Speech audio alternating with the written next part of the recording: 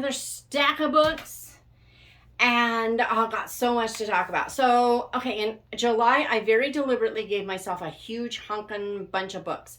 I really hoped that I might be able to get a little more reading than usual, but I also knew I'd probably get less. We had, family here from Indiana, family down south in Orange County, and so we had family here for a full week.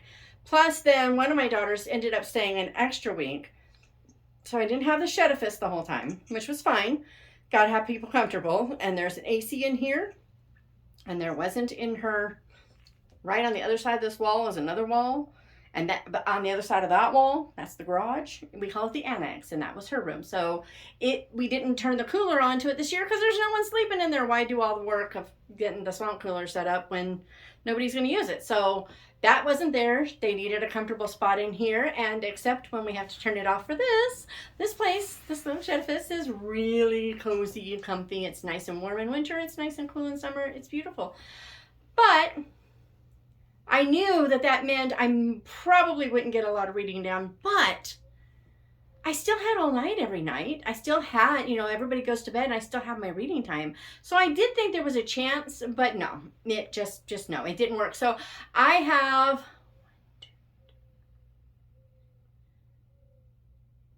have 8 books that were on the list, on my stack that I haven't gotten to.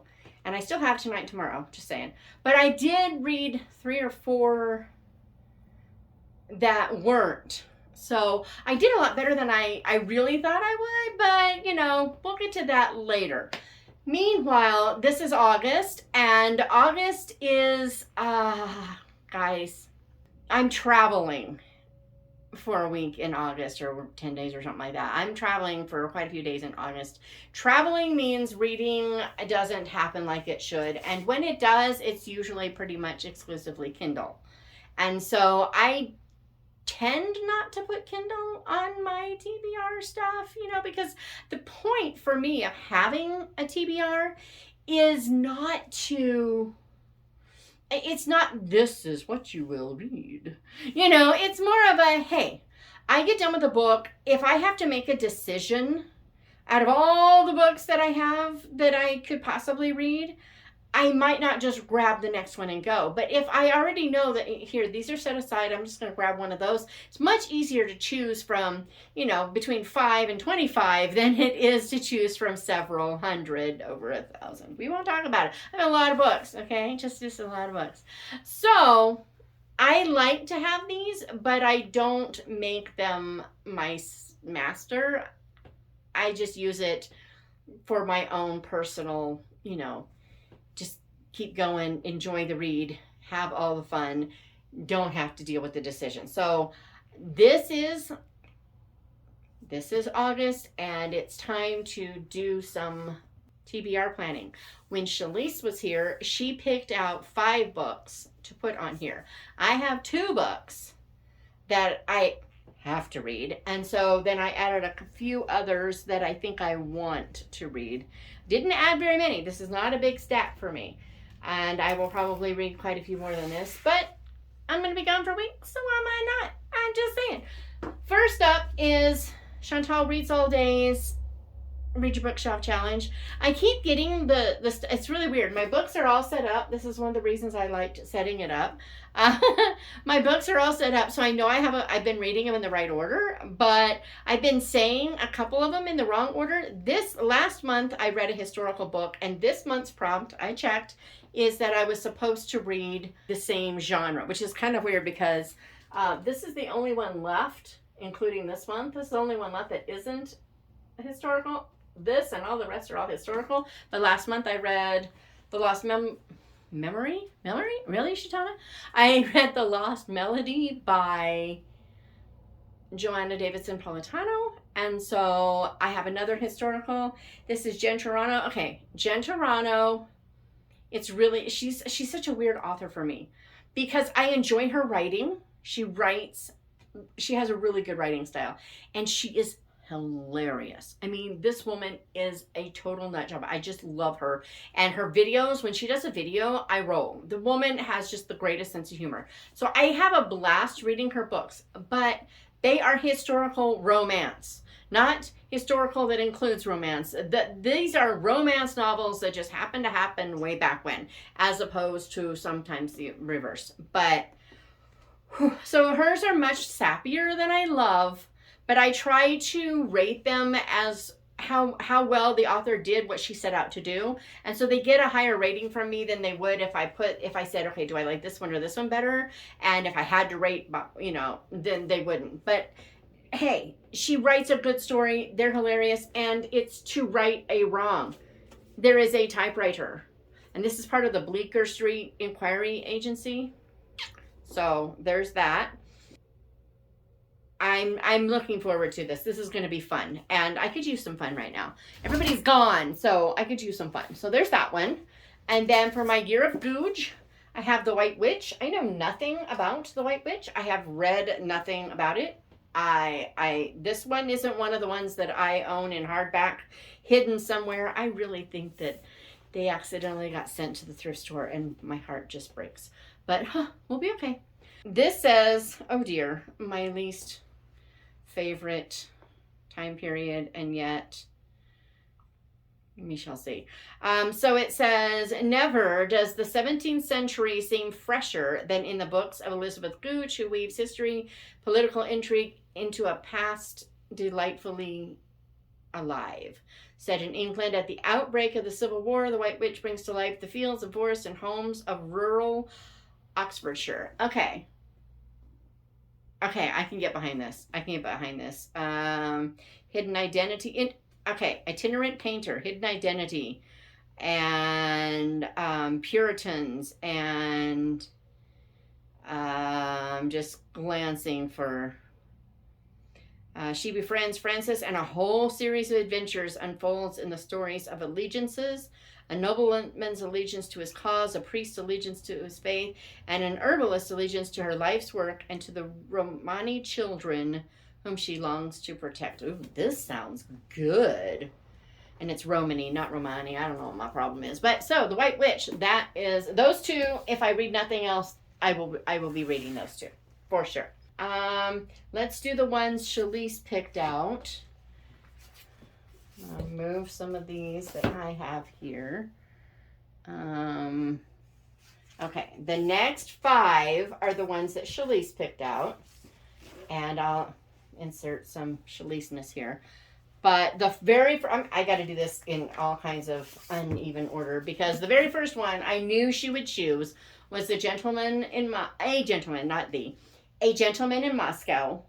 She's been trying to get me to read this for ages, and then I just spoke to, I think it was John Coleman, who wrote the book Miracles, which I will have in my wrap-up for July. He really recommended not just this book, but the author. Apparently this author is a really brilliant financial wizard in the business world who then turned to writing later in life. And she's like, John was like, this is really great. So there's that. I'm excited to read this. And it's kind of interesting because from what I understand, this book just takes place in a hotel. That's it. The whole book in a hotel. So it's got to be very character driven, which I love. I love plot driven. I love character driven. I love setting as long as it feels like a character. So I like it all. Just give me a good story. I don't care. So we're going to read this one finally. Okay. And then the next one she chose, which I kind of suspected, but I wasn't sure, was The Spies of Shilling Lane by Jennifer Ryan. She's the one who wrote the Chilbury Ladies Choir, which I shockingly really, really like. I had some writing problems with it, but the story itself, I kept thinking it was going to go somewhere weird, and it never did. It included things that aren't necessarily my preference, but it included them in this is what this would look like in this historical context kind of way, which was really good. And yet, people make really bad decisions, and they don't just get away with making bad decisions. So that always makes me happy. I don't care if characters are flawed and do dumb things, but I don't want it glorified. And I didn't think that the Chilbury Ladies Choir did, but Challice hasn't read that one. She has read this one, and she said I would like it. She usually knows what I'll like. It's once in a while she's wrong about me not liking something. She thinks, oh, you won't like that, and she's wrong. Once in a while that happens. But usually if she says I'll like it, I don't think she's ever said I'd like something I didn't. So there's that. Then she said, no, I think the next one she chose, I could be all out of order. We shall see, we shall see. Name that movie. I bet I don't get anyone who answers that except for Challice. So Challice, you can't answer it.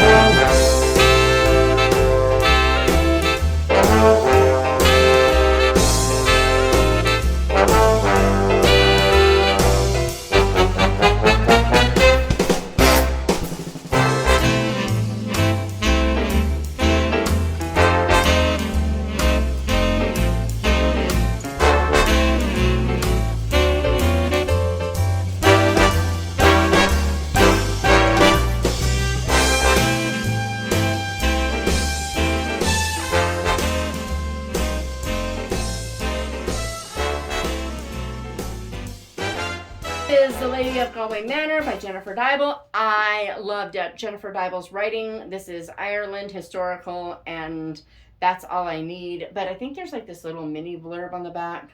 Oh no, it's not. It was the. Anywho, I talked with Jennifer Dybel on Because Fiction about this book when it came out, and this is the one where it's about the people who designed the Clodagh ring and the history behind that and all that good stuffness. And it sounds amazing, and I've been waiting to read it, and Challice chose it, which I thought was this one threw me. I was like, you want me to, oh, okay. So that one I didn't expect from her. That was a total surprise. And then Carrie Stewart Parks, Cry from the Dust. She said this is really good. I know Chantal from Chantal Reads All Day loves Carrie Stewart Parks. I believe Carrie Stewart Parks was a forensic artist or something once upon a time. She had something to do with, Parks' real life career as a forensic artist lends remarkable authenticity to her enthralling. Can you be out-thralling? No, just kidding. Cry from the Dust. So that's from Colleen Coble. Colleen should know. I really wish this would come off of here because it's bugging me. Why do they put stickers on books? Make them peelable. Just make them peel. Oh, this is coming off though. Aha! Score. So all I says, in the shadow of the Mormon Church, a 19th century conspiracy is about to be shattered by a 21st century forensic artist. So I wonder if it has to do with some of the was it John D. Lee, and the bloodlettings, and I wonder if that's what it's going to be about. We shall see, we shall see. Second chance at that movie. Hint. Anyone who knows my middle name, I was named after the actress who sings in that movie but does not sing that line. So just throwing that out. Anywho, so this didn't surprise me at all. That didn't surprise me at all. Neither did this one. Mystery of the Clockwork Sparrow. I believe this is middle grade. It's a Kane Miller published. So I think we got it from Usborne. And I don't know anything about it. You are cordially invited to attend the grand opening of Sinclair's department store. A splendid adventure awaits you. So it's like what? A mystery / feels a little like we're going with mystery version, department store version of Willy Wonka. So that's kind of interesting. I have no idea. That's just what it felt like, but that you're invited. A splendid adventure awaits you. So I don't know anything about it, but I think I'm going to love it. And I have a whole series of them. So it'd be kind of nice to get started on that series. I'm excited. Next up is one of the books she brought from the big haul that I'll link the haul down in the description. But I decided to read Secrets of the Amish Diary only because I'm writing about this area right now. I'm in the throes of another book. And so I wanted to really gotta learn to stop that. I say that every time. And I still shake the book. What's with the shaking the book? I could just do the Vanna White. But since it's taking place in Amish country, and since Challice pointed out that this is the open buggies, I thought I might read this in case there are some little things that I go, ooh, and then I can ask Challice if it should be in the book, and little nuances of the Amish that are different here and there and everywhere. So I decided to go ahead and read that one now. And one thing I haven't put on any of my TBRs that are a thing is my journals of Ellen Montgomery, because those are kind of I have to do it here and there. Like I did Keeper of the Bees, because that's got to go in this book too. I mean, Indiana is only a few miles away from the Limberlost. I got to do the Limberlost author in there too, right? Just saying. Anywho, and then I want to read the next one that comes after Dear Mrs. Bird, Yours Cheerfully, because I really enjoyed Dear Mrs. Bird. It was a lot of fun. So I want to read this and see if I love it as much. And I don't really know what this one's about. In the last one, we had a gal who worked for an agony aunt and started answering stuff when she wasn't supposed to. And then, okay, but this one takes it a step further. It says, when Ministry of Information calls on Britain's women's magazines to help recruit female workers to the war effort, Emmy is thrilled to step up. And that's all I'm going to read, because I'm like, yes, because yes. Okay, I really have always loved World War II stuff. And so this just whatever.